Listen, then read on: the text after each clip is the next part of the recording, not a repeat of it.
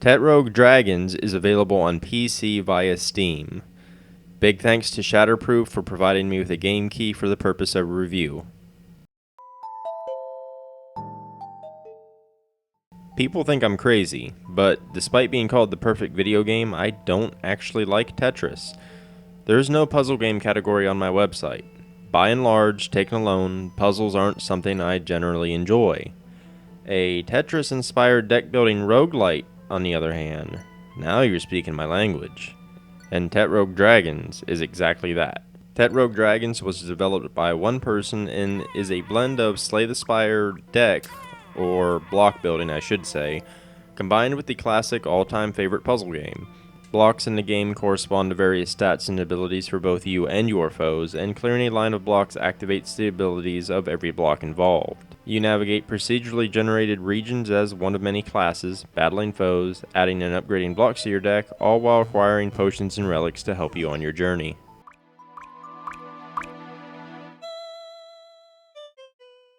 When you begin the game, you have access to a couple of classes and can unlock several others as you play. Each class has a different starting deck of blocks, abilities that correspond to those blocks, and statistics including how fast blocks fall. The way the classes are implemented into the Tetris-style gameplay is incredibly clever.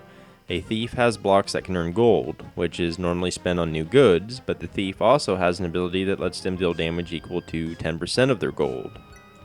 The hunter, on the other hand, has a marking system, where they can pile marks on an enemy and then wipe them for a massive damage boost based on how many marks were active. Anyone who plays RPGs will understand and recognize these common tropes, but the way they function in a falling block game is pretty brilliant. Each class feels significantly different from the others, adding a variety to a Tetris-style game I wouldn't have previously thought possible. Your class is just the beginning though. You need to mold and alter your deck as you progress. Winning fights comes down to reducing the enemy's HP, usually through some kind of attack block, but the kicker is, each enemy also has its own block abilities, and they add their blocks to your deck. This means clearing as many lines as possible isn't viable. You have to pick and choose when and where to activate the enemy's blocks. If you take too long and reach the top of the board, it clears, but you get a penalty based on the class you chose. Though sometimes it's still viable to take that penalty rather than a buttload of damage or debuffs from enemy blocks. It presents a kind of strategy that was novel to me. In addition to attacks, there are a large variety of buffs and debuffs that blocks can apply. Most only last for the next line to clear, so timing is crucial.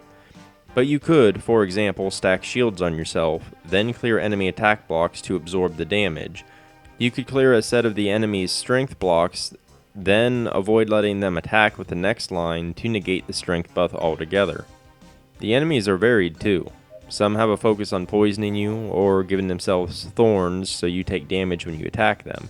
Just like your classes, they have special abilities, such as reversing your controls or blocking your vision. Defeating an enemy can reward you with new blocks and gold, which can be spent on even more blocks or powerful potions and relics. But you have to strike a careful balance. Some relics are very strong, such as increasing the width of the board, but every enemy you defeat adds 1 block to their deck size, and bosses add 3. When the enemy blocks start to outnumber yours, things get tricky. Balancing your own HP is also an obstacle. You heal after every boss fight, but beyond that it can be difficult. You have to choose your route through each region carefully, balancing fights with potential treasure shops and rest areas.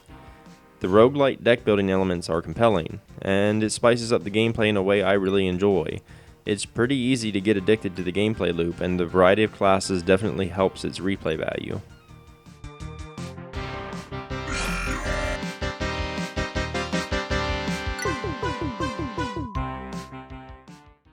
Some block abilities rely on RNG to activate, which I found impeded the strategy and effectiveness in some cases. Oftentimes these abilities had a 10 to 20% chance to activate. You could upgrade them after a boss fight, but I never really felt these abilities were impactful, especially if they were meant to combo with a second RNG based ability. Likewise, enemies that had chance based abilities were far less threatening than deterministic ones. This can also make some of the classes feel unbalanced. For example, the first time I played Tetrogue Dragons, I chose the Knight, since it was the recommended class for a first-time player.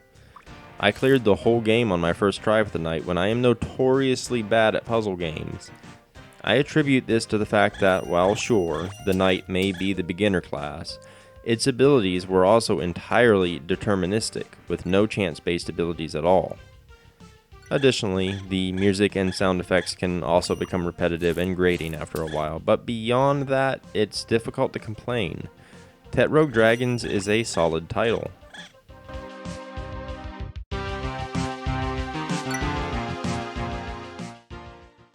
Tetrogue Dragons is clever, fun, and addictive, with an interesting take on the falling block style of puzzle game. The roguelite elements fit perfectly, and the way the variety of classes play is impressive. I think its chance-based abilities are tuned too low for both player and enemy blocks, but the game remains entertaining in spite of it. The fact of the matter is, Tetrogue Dragons is also a cheaply priced game, and absolutely worth the $8 price tag for the content and sheer replay value it offers. I can't really speak for puzzle lovers, but as a fan of roguelite games, Tetrogue Dragons does something clever and unique with its genre-blending gameplay. The cheap price just makes it that much easier to recommend. To recap, the pros. It has an excellent blend of Tetra-style gameplay with roguelite deck building. It has a variety of classes with distinct playstyles. It features nice enemy variety with their own strengths and weaknesses, and it has great replay value. The cons. The RNG abilities don't feel impactful due to the low percentage of triggering. The classes can feel unbalanced from each other. The music and sound effects can become repetitive. Overall, I give Tetrogue Dragons an 8.0 out of 10.